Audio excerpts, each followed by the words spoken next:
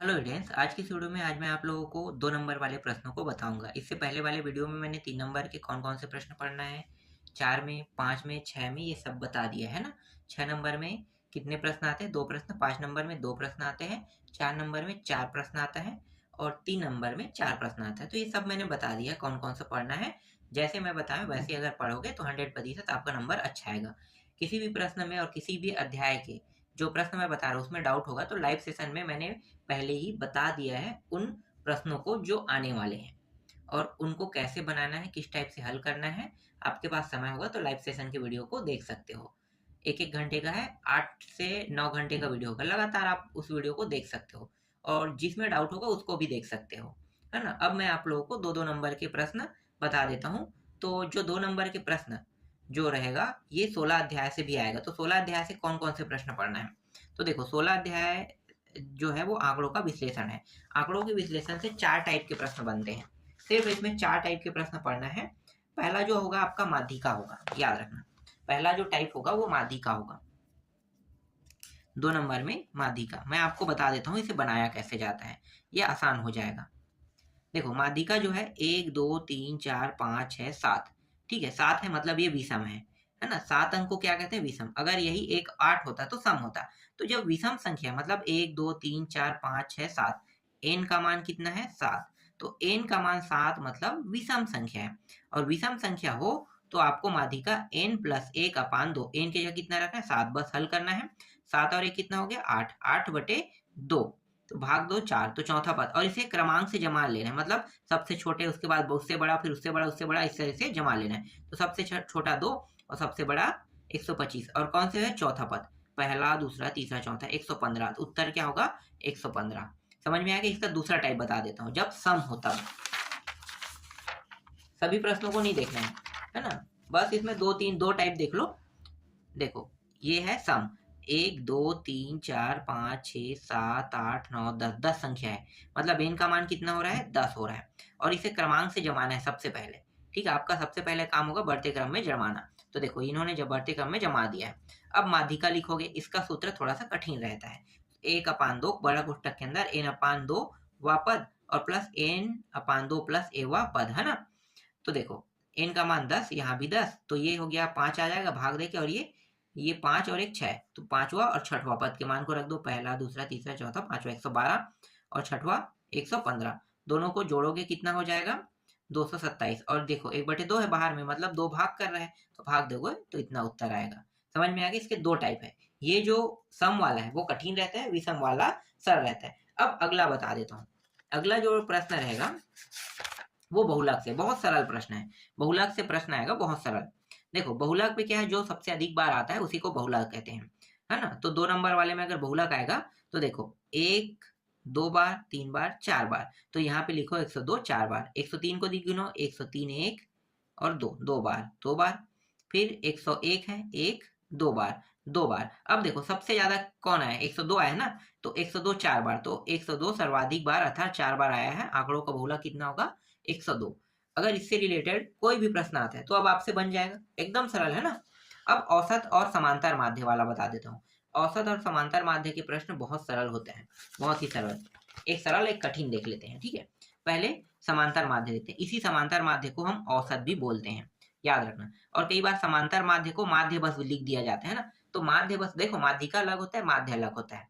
तो समान माध्य मतलब समांतर माध्य, आधा लिख दिया जाता है माध्य ज्ञात कीजिए। तो माध्य ज्ञात कीजिए मतलब बीच का हिस्सा। तो देखो 1, 2, 3, 4, 5, 6, 7, 8, 8 संख्या है। इन आठों संख्याओं को जोड़ना है और जितने संख्या है n का मान कितना? 8 है तो 8 से इसको भाग दे दो।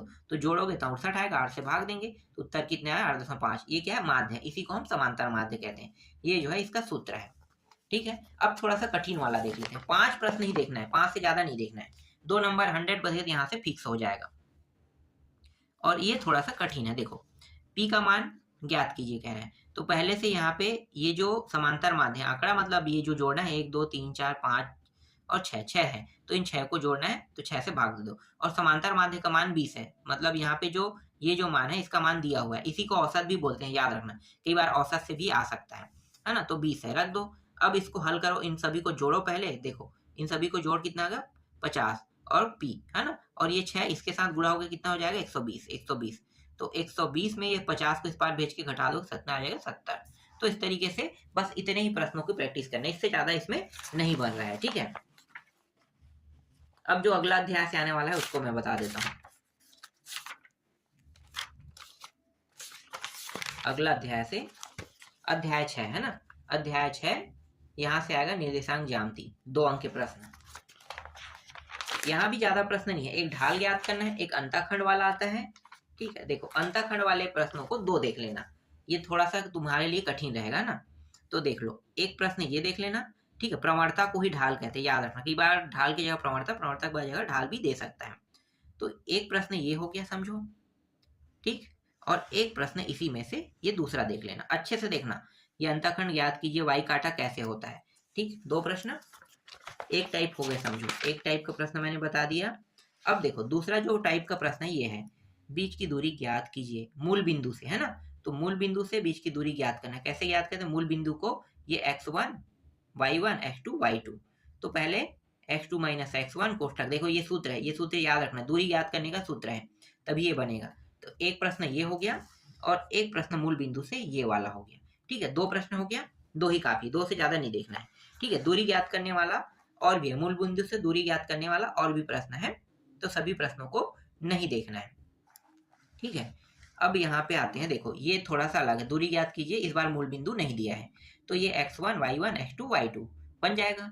मूल बिंदु होता है तो 0 0 मूल बिंदु के मान को देते, ठीक है। एक प्रश्न ये देख लेना, यहाँ पे 2 है, दोनों को भी देख सकते हो, बस एक देख लो, ज्यादा प्रश्न नहीं देखना है, अभी भी दूसरा ही टाइप के प्रश्न भी देख रहे हैं ना, तो ज्यादा प्रश्न नहीं देखना है। देखो ये वाला प्रश्न भी same to same P Q कह के दे दिया है, मतलब ये x1 y1 x2 y2 है, ठीक है। तो सेम टू सेम है, बस सूत्र आपको पता होना चाहिए। y2 में x2 में x1 को घटाते हैं और y2 में x2 को घटाते हैं, दोनों का वर्ग करते हैं, देख लो, ठीक है। इसमें बहुत सारे प्रश्न होगा तो सबको नहीं देखना है, ठीक, जब भी बताया उतना ही देख लो, इतना काफी है।